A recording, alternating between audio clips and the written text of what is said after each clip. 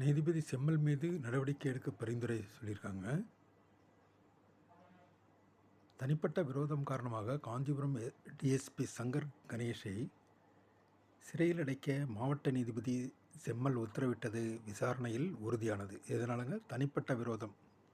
Okay.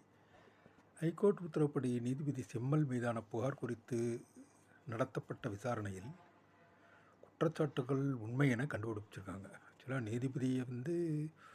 நீதிபதிகள் எல்லாம் இந்த அளவுக்கு ஒரு ஒரு விசாரணையை நடத்தக்கூடாதுன்னு சொல்லுவாங்க. எப்படியோ தெரியல இது எப்படின்னு. விசாரணை அறிக்கை விஜிலன்ஸ் பதிவாளர் அவர் ரெஜிஸ்ட்ராரு நீதிமன்றத்தில் தாக்கல் செய்துள்ளார். ஆக நீதித்துறையில் இது என்ன பண்ணுவாங்கன்னு தெரியலைங்க. ஏன்னா அவ்வளோ சீக்கிரம் ஒரு நீதிபதியெல்லாம்